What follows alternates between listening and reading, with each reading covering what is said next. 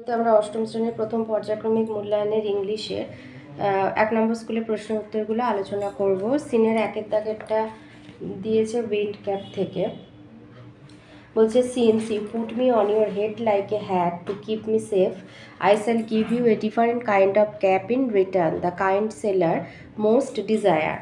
তো এটা তো বলেছিল সেই পরিমাণবটি জনকে বলেছিল যে যেহেতু তুমি আমাকে মাথায় রেখেছো, মানে টুপির মতো মাথায় রেখেছো আমাকে নিরাপদে রাখার জন্য, তো তার পরিবর্তে আমি তোমাকে একটা আলাদা ধরনের ক্যাপ বা টুপি দেবো যেগুলো বেশিরভাগ নাবিকেরা চায়। A cap full of wind, একটা টুপি যেটা বাতাস ভর্তি। বাট দেয়ার্স ওয়ান ওয়ার্নিং, কিন্তু একটা মানে সতর্কবাণী আছে। No human hand will ever be able to take it off, কোনো মানুষের হাত মানে তোমার মাথায় পড়লে সেটা খুলতে পারবে না। দেন উইথ এ ব্লিঙ্ক, মানে এক পলকের মধ্যেই the ferryman disappear leaving a striped cap behind, একটা ডোরাকাটা টুপি রেখে পরিমাণও অদৃশ্য হয়ে যায়। Young John put the cap on his head and ran home to tell his mother, সে টুপিটা মাথায় পরে ঘরের উদ্দেশ্যে ছোটে মাকে বলার জন্য। No good will come of the wind cap, she said, মা সব শুনে বলে যে কোনো ভালো ওই টুপি থেকে কিছু ভালো হবে না। But the lad would have none of her cautions, কিন্তু টুপিটার যে সতর্কবাণী যে একবার পরলে আর খুলতে পারবে না, কোনো মানুষের হাতে খুলতে পারবে না, সেই সাবধান বাণীটা কিন্তু সে তার মাকে বলল না। দ্য ভেরি নেক্সট ডে, ঠিক পরের দিন, putting on the sailor's cap, মাথায় সেই টুপিটা পরে, he ran up to the sea, সে সমুদ্রের ধারে ছুটে গেল। On seeing a ship anchor near the shore, সে দেখলো যে একটা জাহাজ তীরে নোঙর করে রয়েছে। He requested the captain to take him along, সেই জাহাজের নাবিককে, যে ক্যাপ্টেন ছিল, তাকে অনুরোধ করলো যেন তাকে সাথে নেয়। Das began his first ever C voice, C voice মানে সমুদ্রযাত্রা।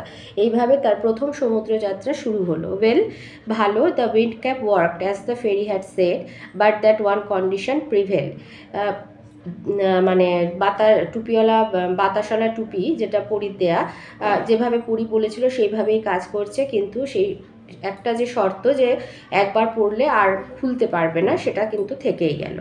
এতে আছে choose the correct alternative to complete the following sentences. আইতে বলেছে John put the ferryman on his head to save the ferryman, এখানে সেভ দ্য ফেরিম্যান হবে। নাম্বার 2তে দিয়েছে when John saw the ship it was anchored near the sea beach। বিতে আছে বলেছে why did not John listen to the cautions of his mother, লিখবে যে John did not listen to the cautions of his mother because he wanted to be a sailor। The very next day, putting on the sailor's cap, he ran up to the sea. On seeing a ship anchored near the shore, he requested the captain to take him along। সিতে বলেছে find the synonym of the given word from the passage, type হবে kind আর persisted prevailed। Number 2তে যেটা দিয়েছে সেটা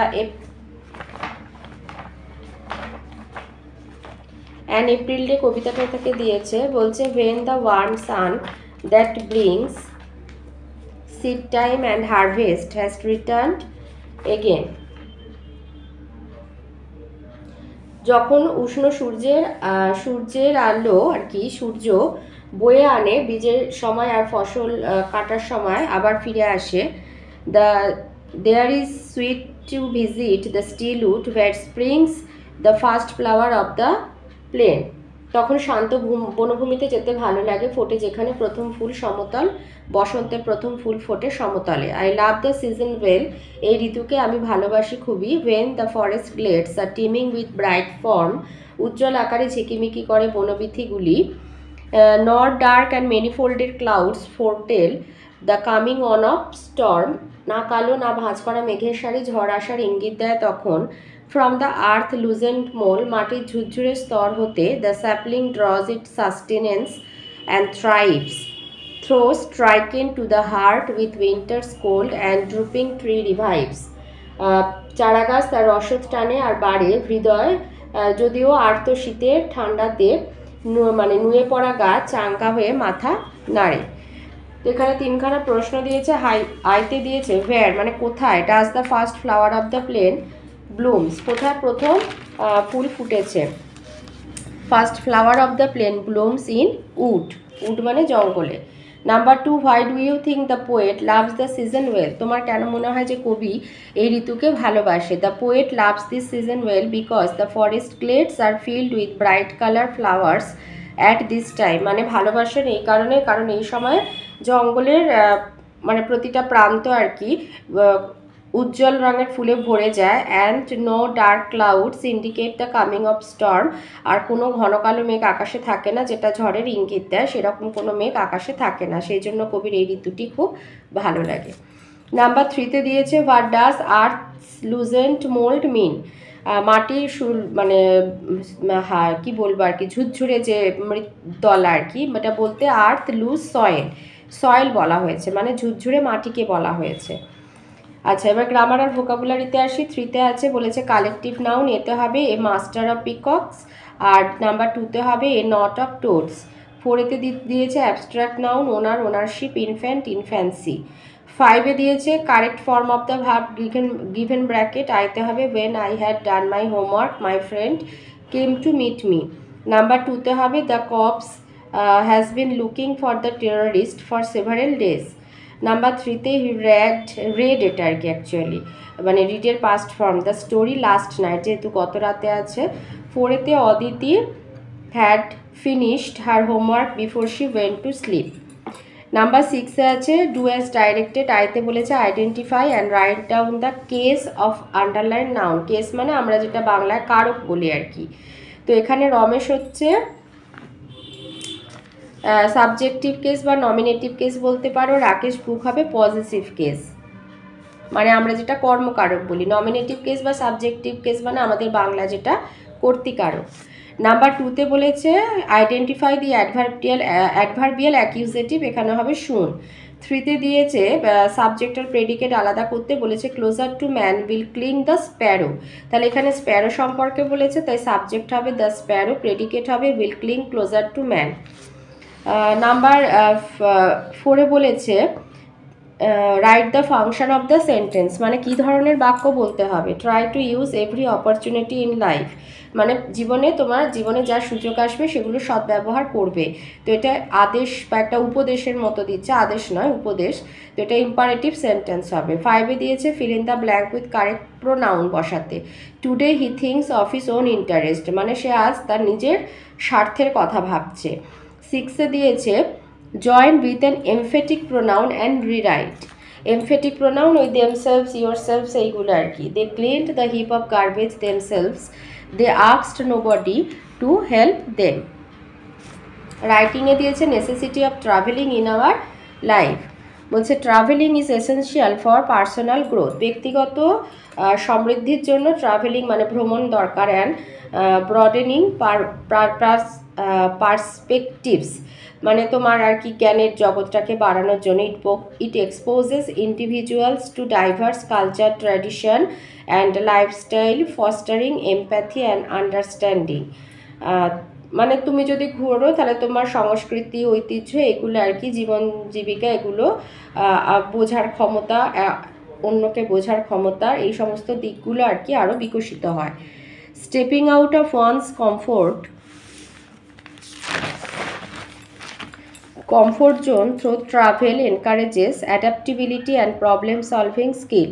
তো নিজের মানে যে সীমারেখা, নিজের যে পরিবেশ বা যে ঘরের গণ্ডি, সেখান থেকে বেরিয়ে তুমি বাইরে গেলে তোমার কোনো কিছু আর কি মানিয়ে নেওয়ার ক্ষমতা বা সমস্যা সমাধানের ক্ষমতা বাড়ে।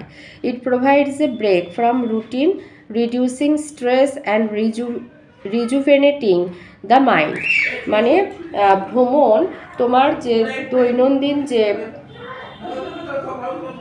তোমার নিত্য নৈমিত্তিক যে কাজের যে মানে কাজের যে তালিকা আর কি, কাজের যে নিয়ম, সেখান থেকে বেরিয়ে যাওয়া, তোমার জীবনে যে সমস্ত উদ্বেগগুলো আছে সেগুলোকে কম করে এবং তোমার মনে নতুন করে শক্তি সঞ্চার করে। Exploring new places enhances creativity and offers unique learning experience beyond text book.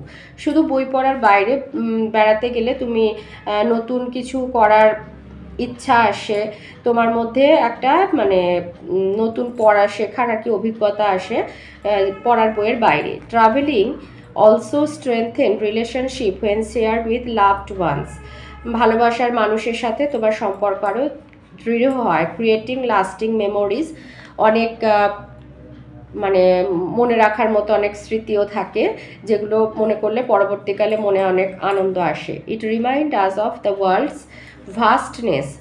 Vastness মানে আমাদের এই জগৎটা কতটা বড়, and our place within it, promoting humility and gratitude. Humility মানে হচ্ছে তোমার মানবিকতা যেটা বলতে পারো, গ্র্যাটিটিউড হচ্ছে শ্রদ্ধা বা সম্মান আর কি, এগুলোকে আমাদের বাড়িয়ে তোলে।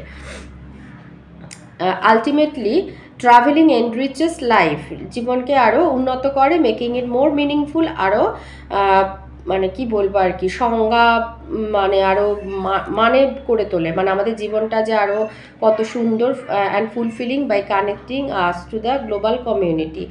পৃথিবীর মানে অন্যান্য জায়গার মানুষের সাথে যোগাযোগ করার ফলে আমরা জানতে পারি যে আমাদের জীবন কত সুন্দর এবং অর্থপূর্ণ।